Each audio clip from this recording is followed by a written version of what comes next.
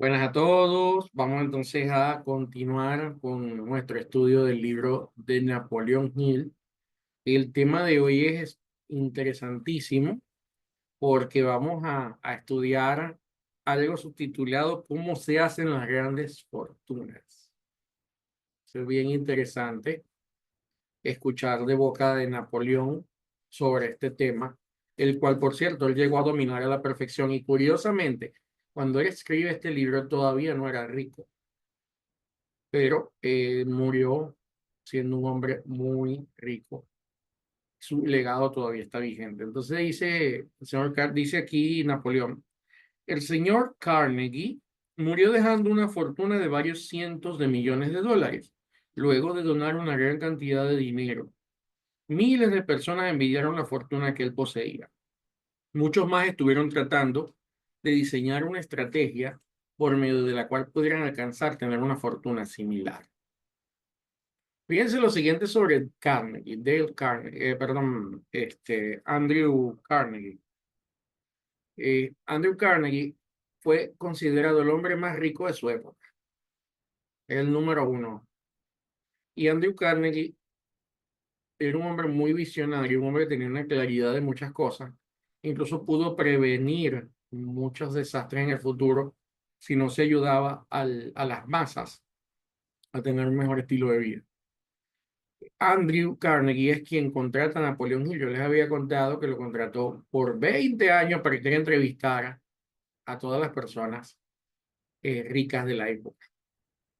Entonces, fue un trabajo. Este libro, nosotros hoy en día lo estamos disfrutando, este y otros tantos libros de Napoleón, gracias a Andrew Carnegie también. Si él no hubiese tenido esa iniciativa, esta información no estaría pública. Pues sí existiría, pero no estaría pública porque no la habría conocido Napoleón Hill, que durante muchos años, más de 30 años, estuvo organizándola, clasificándola, asimilándola y poniéndola parte de su vida. Hay un libro de él póstumo que se llama, creo que Entrevista con el Diablo, que es bien interesante porque él cuenta los momentos difíciles que estuvo en esos años, los días oscuros que vivió, y es bien interesante. Continuando la lectura, permítanme decirle cómo amasó él su fortuna. Tal vez eso le dé una idea de cómo producir la suya. En primer lugar, es bueno recordar que el señor Carnegie no tenía ninguna habilidad natural por encima del promedio. Él no era un genio y no hizo nada extraordinario que ningún otro hombre no pudiera hacer. El señor Carnegie acumuló su fortuna seleccionando, combinando y dirigiendo las mentes de otras personas. Muy temprano en la vida se dio cuenta que todo proyecto, como el de trabajar con el acero, necesitaba del talento, la dedicación de más de un hombre. También notó que la mayoría de las industrias y negocios requieren de al menos dos tipos de personas, promotores y ejecutores. Carnegie seleccionaba a los hombres que él quería y los organizaba, los dirigía y fomentaba su entusiasmo y deseo de rendir el mejor servicio. Aparte de hacer que estos hombres cooperaran con él, también los hacía cooperar entre sí. Piense la maravilla que él entendió el poder del trabajo en equipo. Él entendió la importancia de sumar. Una de las cosas que denota el fracaso de muchos negocios y negociantes es que no valoran a sus empleados, no valoran a sus socios, no valoran a sus compañeros, creen que solo ellos tienen el derecho de ganar, de estar, y eso hace que nunca lleguen a nada. Fíjense, un ejemplo bien interesante. Repito, para bien o para mal, cada quien puede tener su visión política sobre lo que voy a decir. Y no estoy defendiendo si la gestión de Donald Trump es buena o mala, positiva o negativa. Eso no es algo que me toque a mí hacer aquí en esta reunión. Pero algo que es curioso de Donald Trump, sea lo que sea que vaya a ser bueno o malo, es que él tiene en su gabinete pura gente interesante. Tampoco estoy diciendo que buena o mala. Por ejemplo, uno muy famoso, Elon Musk. Y en la política, Marco Rubio, o sea, por decir, ¿no? En su toma de posesión estuvo gente como Zuckerberg, Bill Gates, el Jeff Bezos. O sea, el hombre sabe de quiénes se va a rodear. Y por eso es un magnate, por eso tiene tanto dinero. Entonces nosotros tenemos que entender bien las cosas. Yo hace algunos años vi el ejemplo de alguien, un muchacho, no voy a dar detalles porque esto es público, ¿no? Y va a estar público.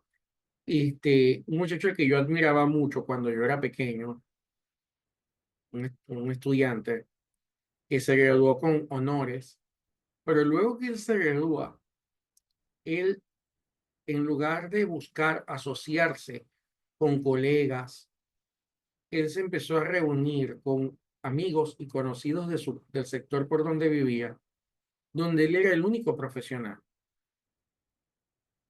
Entonces él adquirió los vicios de esos muchachos, hacía las acciones de esos muchachos y él nunca pudo brillar profesionalmente. Mientras que aquel que buscaba transformar su entorno y acercarse a gente que lo pudiese realmente ayudar en su nuevo estilo de vida, ese sí consiguió resultados. Entonces, hay que tener un cuidado en esto y entender que así como cuando hablamos que en la vida dar y recibir es una ley, yo doy y recibo, recibo y doy, nosotros no tenemos que ver con malos ojos esas acciones de ganar, ganar.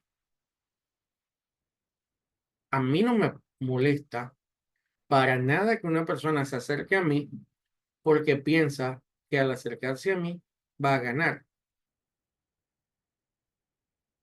Pero si la persona al acercarse a mí piensa ganar, algo me tiene que dar.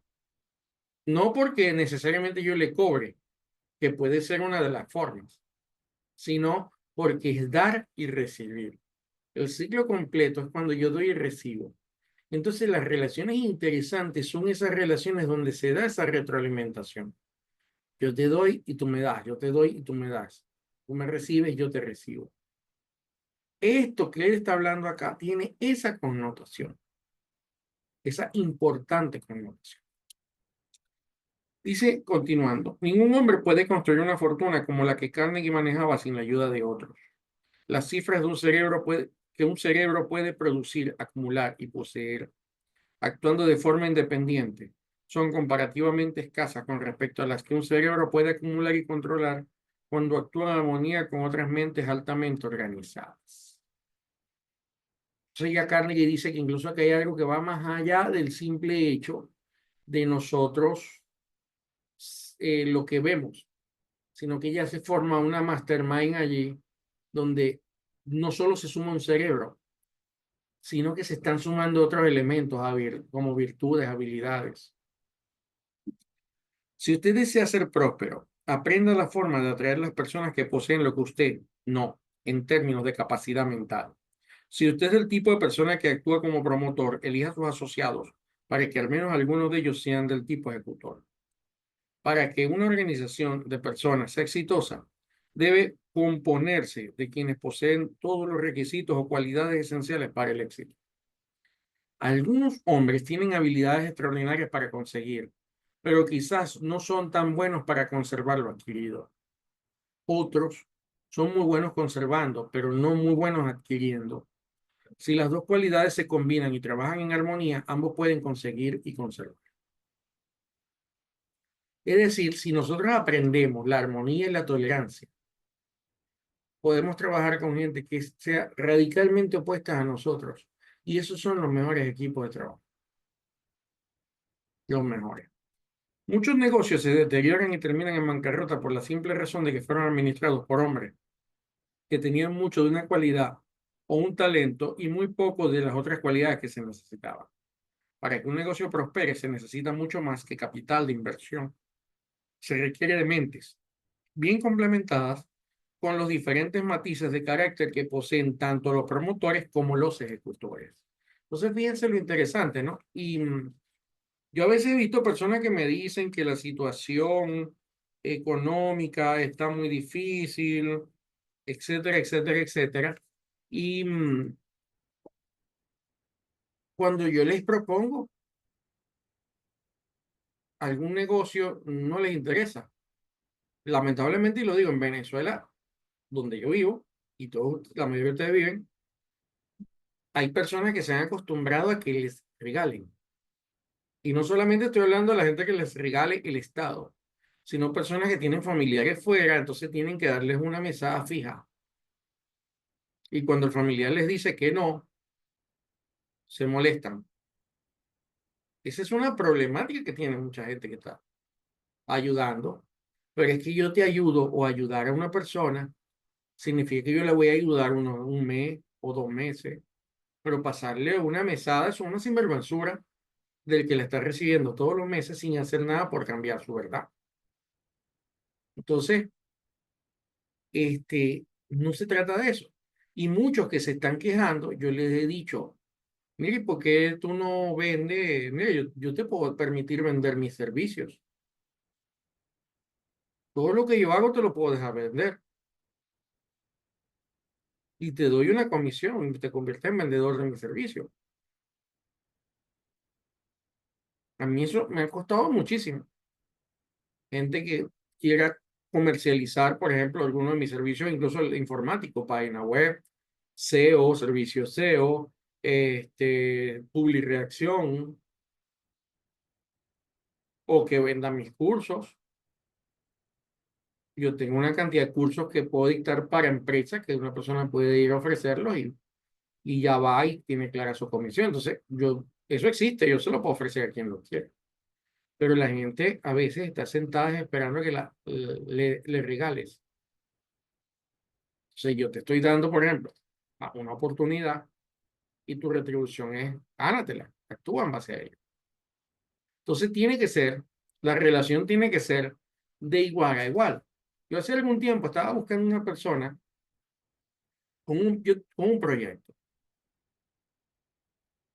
que tiene mucho que ver con Mastermind, una serie de elementos y unos cursos que quiero lanzar en el área tecnológica y otros en esta misma área humanista con la que estoy con muchos de ustedes. Pero el mayor tema o el tema más importante en este mundo es, en cuanto a la era digital, es que tú tienes que tener importantes cantidades para hacer publicidad. Publicidad este, online hoy en día. Meta, Google, para que esa publicidad te permita vender tus servicios, productos o cursos. Si una vez se lo propuse a como 4 personas, mira, vamos a hacer una sociedad. Yo coloco mi intelecto, mi trabajo, yo necesito que tú inviertas tanto. Y la persona me decía, ¿y qué me va a ganar por el dinero? O sea, la gente quería prestarme el dinero. No quería ninguno trabajar en algo de un proyecto. Entonces, un proyecto no es solo poner dinero, porque para eso entonces lo meto en bolsas de inversión. Entonces, si tú vas a invertir un dinero y tu función es tener dinero, ¿qué más vas a aportarle a ellos tú para para poder conseguir un socio? Vamos a decirlo así. Entonces, es ganar, ganar. Es dar y dar. Eso es clave en lo que está hablando acá Napoleón. Y no solamente en el tema de dinero, en cualquier ámbito de la vida. Es dar y dar. Es dar y recibir. Recibir y dar. No nos olvidemos de eso. Y con esa perspectiva, entender que nosotros tenemos que buscar personas con las cuales asociarnos. No hay cosa que pertenezca más a la ignorancia y a la pobreza de mente que decir, no, pero es que esa persona se me acercó a mí por interés. Mire, todas las personas en la vida se nos acercan por interés. Y eso no es malo, porque podemos estar interesados en qué. Si estoy enamorado, estoy interesado en la persona como padre, como pareja, como novia, como amiga. Ok. Si estoy buscando un negocio porque yo veo que cualquiera de ustedes tiene algo que yo necesito y yo tengo algo que ustedes podrían necesitar, ahí donde viene el tema, nos asociamos, nos complementamos y lanzamos un negocio. O cualquier otro tipo de cosa, pues. yo me quiero acercar a una persona porque simplemente quiero estar cerca de ese estilo de persona, pues quiero llegar a donde están ellos, yo también tengo que ofrecerle algo a la persona y listo. Y hay un equilibrio en ello. Esa es la ley de vida. Pero la gente mediocre siempre anda buscando, me está tratando por interés. ¿Interés de qué? Todo es interés. Ahora yo lo puedo ver bien o lo puedo ver mal. Es mi decisión. Pero la realidad es que en el fondo todo es por interés. Y eso no tiene nada de malo. Vamos a continuar. Vamos a continuar con el próximo punto que dice o llamada la mejor época de la historia. Es el próximo. Dice así. Esta no es la era para las personas que creen simplemente en lo que entienden. Tampoco es el tiempo para que alguien dude de la capacidad de la mente para mirar a través de la cortina del tiempo y no pueda aprender de la historia. La naturaleza revela sus secretos a todo aquel que esté dispuesto a descubrirlos. Ya no utiliza los relámpagos entre las nubes para asustar a los supersticiosos e incultos y está empezando a ser conquistada. Ahora empuja nuestros trenes, cocina nuestros alimentos, mueve las ruedas de la industria y lleva el susurro de nuestras voces alrededor de la Tierra en milésimas de segundo.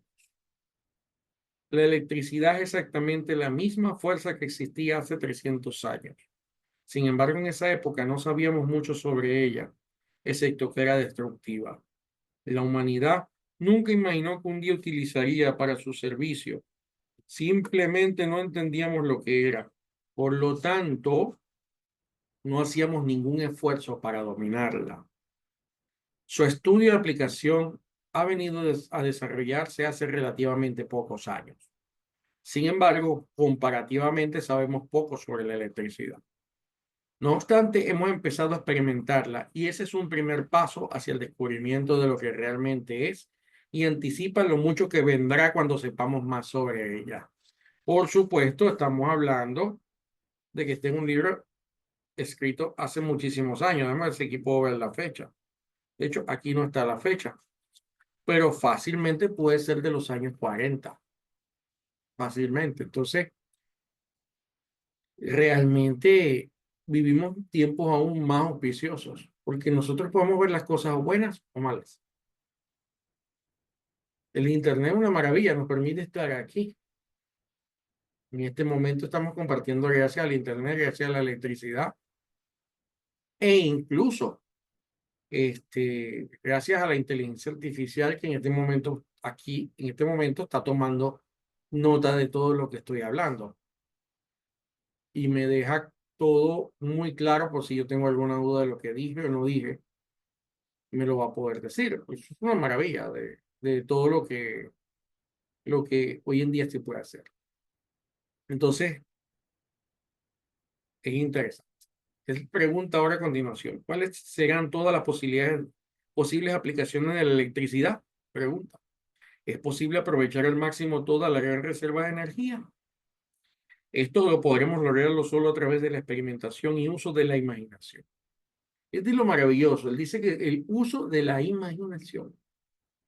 Y aquí empieza a tocar una de las profundidades más interesantes. Porque casi todo lo que el hombre pueda imaginar es posible. Casi todo. Continuando. Esta es la era de la iluminación, de la investigación y del experimento. La raza humana ha empezado a deshacerse de los grilletes del temor y la duda que han estado sujetando sus pies a través de distintas épocas y ha tomado en sus manos las herramientas del progreso. Me encanta mucho porque, aunque ciertamente él vio mucho y hoy en día estamos más avanzados que cuando él escribe esto, realmente todavía el hombre sigue atemorizado, sigue amarrado. Pero hay tantas cosas que de verdad esta nueva tecnología nos está permitiendo ver, porque ya no nos pueden engañar todavía tanto. Hay gente que está engañada porque quiere. Todavía mi abuela, cuando yo estaba muy pequeño, mi abuela murió cuando yo tendría como 8 años y murió de 80 y tantos años. Mi abuela es de principios del siglo pasado, pero mi abuela creía que si tú te metías al agua en Semana Santa te podía pasar algo malo. No recuerdo si era volverse pescado o algo así. No recuerdo qué es lo que pensaba. Y así había muchas barbaridades que se pensaban, como había mucha sabiduría también. Hoy en día nadie nos puede venir a decir que nos vamos a volver pescado, ni decirnos que Dios está en una nube sentado mirando, porque ya las nubes hace tiempo que se exploraron y no está ningún barbudo sentado mirando todo lo que hacemos. Entonces, la tecnología ha obligado que muchos cuentos desaparezcan. Continuando un poco adelante, el tiempo actual es el mejor periodo de toda la historia humana, no solo por el progreso tecnológico, sino por el desarrollo mental. Además de descubrir cómo volar en el aire, nadar bajo el océano y comunicarnos a grandes distancias, también hemos descubierto la causa posible de todo este logro. Y esa causa es la mente humana. Los últimos años han sido los años más activos de toda la historia humana en cuanto a descubrimientos y ciencia se refiere. Los próximos años probablemente nos lleven mucho más lejos en el desarrollo de la mente humana. Por supuesto que sabe lo que está diciendo y por supuesto que sucedió. Volviendo a algo que se cayó. Así que ciertamente todo lo que estamos viendo en nuestros avances científicos hoy son posibles única y exclusivamente porque se pensó. Y después que se pensó, se realizó. Continuando, el próximo título, deje de reñir con su prójimo o deje de pelear con su prójimo. Si las energías que dedicamos a responder al prójimo que nos enfrenta fueran constructivas, ganaríamos mucho en la dirección de acumular riquezas y fortunas. Esas fuerzas harían mucho en pos de la edificación en vez de la desolación. Este escritor ha llegado a la conclusión de que la persona promedio dedica 3/4 partes de su vida en esfuerzos inútiles y a veces hasta destructivos. Aclarando un punto, señores, este problema se soluciona simple. Que no les importe lo que la gente diga o piense de ustedes. Que no les importe. No importa. Allí es donde radica el problema principal. Nos importa demasiado, nos justificamos demasiado. No tenemos que justificar demasiado. Y lo peor es que la mayoría de las justificaciones son para con nosotros mismos. O cuando yo empiezo a justificarme de algo que hice ante otro, para justificarlo es porque yo mismo no estoy totalmente conforme con lo que hice. En el fondo de mí, digo, no lo de Berta, me vio fulana y yo ahora tengo que justificar por qué yo estaba haciendo eso. Pero si la persona no dijo nada, esa justificación surge es porque mi mente me dice que es necesaria. Y ese desgaste es inmenso. El tiempo que se dedica al odio es un desperdicio y desgasta las emociones sanas del corazón y hace que una persona convierta en inútiles sus esfuerzos de progreso. Estos sentimientos terminan por causar el mayor daño a la persona que los abriga. El whisky y la morfina causan menos daño en el cuerpo humano de lo que el odio y la furia les pueden causar. So, vamos a repetir. El whisky y la morfina causan menos daño en el cuerpo humano de lo que el odio y la furia pueden causar. Entonces hay tanta gente que incluso es astemia, pero está llena de odio y de rabia. Más vale que se beban una botella o 2 botellas de whisky que, que eso. Pero la morfina, con lo dañina que es la morfina. Y afortunada es la persona que ha madurado lo suficiente y ha desechado los sentimientos de intolerancia, egoísmo, codicia y envidia. Los anteriores son los sentimientos que más perjudican al alma humana y que exponen a los hombres a la violencia. Si la cólera alguna vez ha beneficiado al hombre, este escritor no lo ha escuchado. Las personas sobresalientes son usualmente aquellas que son tardías para la cólera y difícilmente intentan hacer daño a su semejante o rechazar. Fíjense que difícilmente. Y ahí sí entra el caso de que no es igual el daño consciente que el daño inconsciente. Si está haciendo daño e igual causa-efecto obrará, pero no es igual, no es igual. El hombre o mujer que puede perdonar y verdaderamente olvidar la ofensa es una persona muy admirable. Tales almas alcanzan niveles de felicidad que la mayoría de los mortales nunca experimentan. ¿Hasta cuándo será que los hombres aprenderán a andar en el camino de la vida, trabajando hombro a hombro, ayudándose, motivados por el amor, en vez de sentir el deseo de hacerse daños unos a otros? ¿Cuánto tiempo nos tardará entender que el verdadero éxito en la vida se mide por el grado en que servimos a otros? ¿Cuánto tiempo tomará hasta que comprendamos que las mejores bendiciones están reservadas para quienes retienen su mano de hacer el daño a sus semejantes? Entonces, imagínense ustedes, debemos disminuir hacer daño, debemos disminuir hacer daño, debemos subir el hecho de ayudar a otros. Dice cuando en nuestro libro nosotros mandamos a todos los días dar una palabra bondadosa y hacer un acto bondadoso hacia otra persona, estamos haciendo todo lo contrario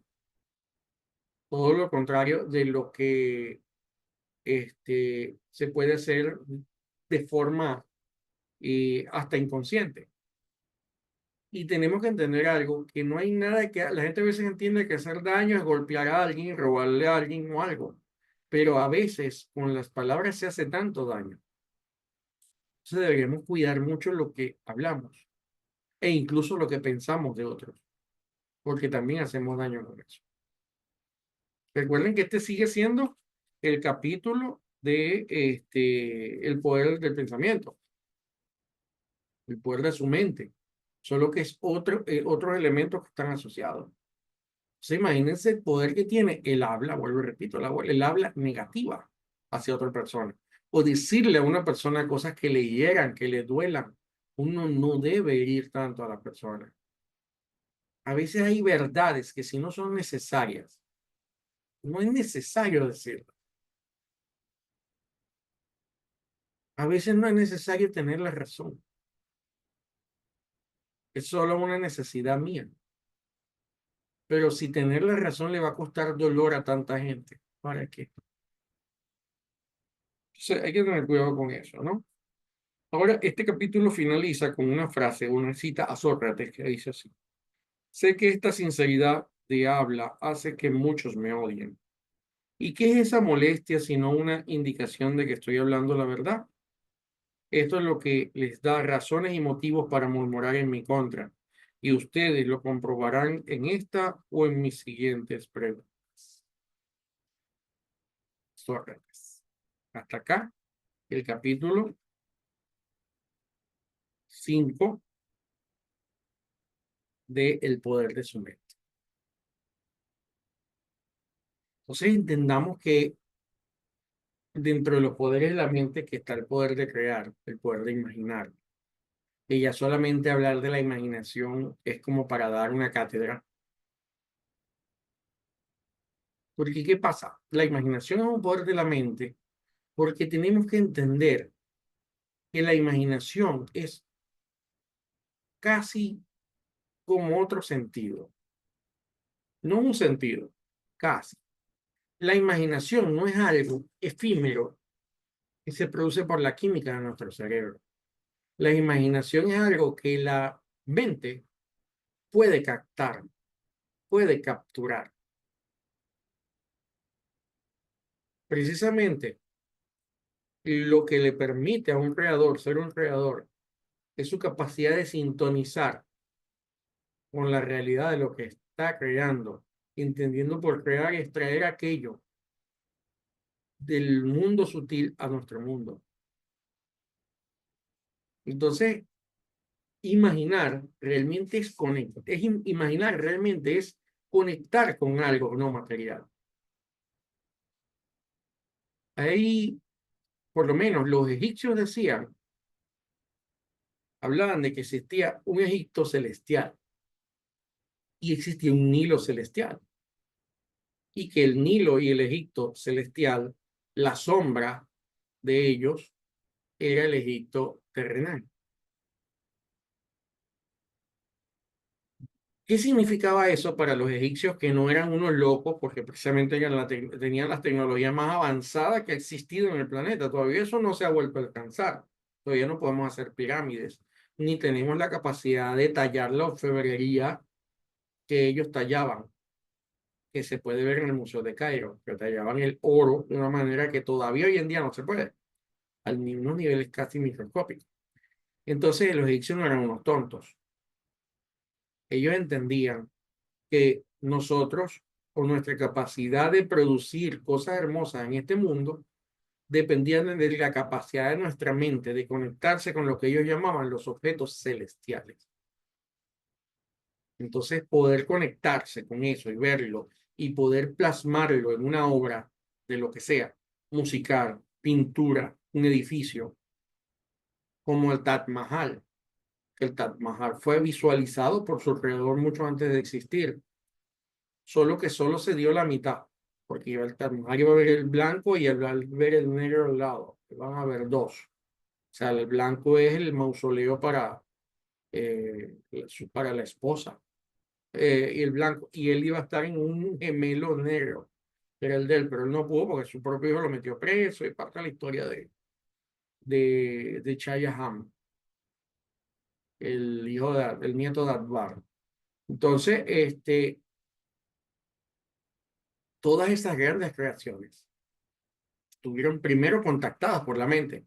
Por eso podemos entender cómo un Beethoven sordo puede hacer sus sinfonías, porque no necesitaba un oído para escucharla.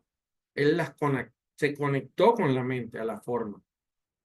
Hay una película que se llama August Rush, August Rush, como Augusto, August Rush. No recuerdo el nombre en español, pero la película comienza con una pareja que se conoce y ese mismo momento se enamoran y tienen un encuentro sexual. Ella queda embarazada, ellos no se vuelven a encontrar por diversas razones. El papá de ella, cuando el niño nace, le dice que murió y lo entrega en adopción. Toda la historia trata de cómo ellos tres al final se encuentran. Al final ellos quedan juntos, padre, madre e hijo. Pero dentro de ese contexto, el niño que creció huérfano tenía la capacidad de escuchar lo que se llama la música de las esferas. Era un compositor de primera. Es como Robin Williams. No era el papá, Robin Williams era un malandro artista que descubre al muchachito. Es un peliculón y está fundamentado ante ese hecho de cómo la mente se puede conectar con el arte, cómo se puede conectar con la ciencia, cómo se puede conectar con la construcción, cómo se puede conectar con todo. Entonces, es una habilidad que llega a través de la imaginación. Entonces, entendamos que la imaginación es una capacidad de conectar con otras cosas. No es algo, yo no puedo imaginar algo, si me permiten una cita espiritual. Yo no puedo construir nada que no haya primero construido Dios en los planos celestiales. O sea, un creador lo que hace es que se conecta. Por eso el verdadero artista y el verdadero creador dice, no soy yo el creador es Dios. Porque él como creador contactó y contactó con esa idea, con eso que él necesitaba plasmar y lo presentó a este mundo. Entonces, un creador aquí, pero lo que hizo fue que trajo. Esa es la imaginación. Entonces, la imaginación tiene un poder enorme porque la imaginación es atractiva, tiene poder de atracción. Por eso nosotros siempre en los cursos de sueños le decimos, imaginen sus sueños. Cuando yo les digo, imaginen sus sueños, ustedes lo que están es atrayendo lo que están imaginando. Entonces, cada quien va a atraer lo que corresponda a él. Por eso yo puedo decirles a ustedes, vamos a hacer un ejercicio de meditación, cierren los ojos, imaginemos un lago y cada quien va a imaginar el lago de acuerdo a su paradigma del lago. E imaginemos un niño vestido hermoso, imagínate que vestido hermoso, cada quien lo va a vestir con lo que es hermoso para sí, porque no vamos a traer otra cosa que no esté dentro de nosotros. De ahí la importancia de educarnos, de entrenarnos, para poder de verdad estar muy amplios para recibir las cosas que tienen que darnos. Por ejemplo, cuando cito yo mucho la película también del aceite de Lorenzo, que se la cité la semana pasada, porque los padres de Lorenzo estudiaron, él era ingeniero, Michael O'Donnell era ingeniero, y él tuvo que estudiar medicina por su cuenta sin ser médico, para él poder soñar, entre comillas, con la cura de su hijo. Pero si él no estudia, yo jamás voy a hallar el resultado de lo que estoy buscando. Entonces yo tengo que poner de mi parte. Yo tengo que entrenarme para que esta mente, conciencia, mente consciente, pueda interpretar la información que debe llegar hacia mí. Por eso es importante estudiar, pero usar la imaginación. Entonces está la imaginación. Lo segundo es que cuando yo contacto con otra persona, yo tengo que también poder entender el lugar que esa persona tiene en mi vida. Señores, no tiene nada de malo, en la vida no hay casualidades. Que existan momentos que no entendamos por qué se están dando cosas es normal, pero sí debemos aprender a entender por qué situaciones están en nuestra vida y por qué personas están en nuestra vida. Todo tiene una razón. Tenemos personas para aprender de ellas. Tenemos personas para que aprendan de nosotros. Tenemos personas para que se unan en algún proyecto a nosotros. Tenemos que entender ese error en la vida. Igual pasa con las situaciones. Cuando ustedes miran a su alrededor y en su alrededor no hay nadie que sume, ustedes tienen que cambiar ese entorno. ¿Y que sume qué? Bueno, si están buscando espiritualidad, que sume espiritualidad. Si están buscando negocios, que sume negocios. Porque mientras ustedes se junten con personas que están, no estoy hablando del esposo, los hijos, no, amistades, con personas que van en otra dirección, lo más probable es que nos lleven en esa dirección a nosotros. Y eso es lo que está diciendo Dale, perdón, Napoleón. Y es importante entender que ese también es un poder creativo de la mente. ¿Qué lugar ocupas tú en mi vida? O sea, eso es lo que te voy a decir. ¿Qué lugar ocupa esa persona en mi vida? Y fíjense que eso hasta aclara muchos problemas. Yo cuando estoy dando ciertos cursos de emprendimiento lo digo. Y hay un video incluso que salió en las redes sociales donde hablo del tema. ¿Qué necesito yo de la persona? ¿Tú qué vas a hacer mío, mi amigo, mi cliente, mi alumno, mi hermano? Yo tengo que tener claro el rol de la gente, porque no me puedo desgastar, porque no todo el mundo es igual. Como humanidad sí, pero en mi vida cada quien tiene que ocupar un rol y yo tengo que entender ese rol,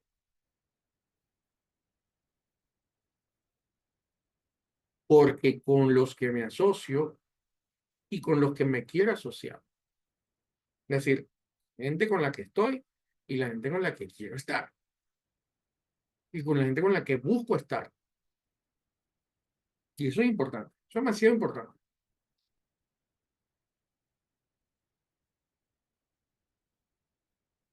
porque eso se empatiza mucho en esta parte. Y lo mismo sucede como entender lo maravilloso de este tiempo y ver, pues, entender que la vida todo es como la navaja. O sea, es decir, se habla mucho de la tecnología, mal.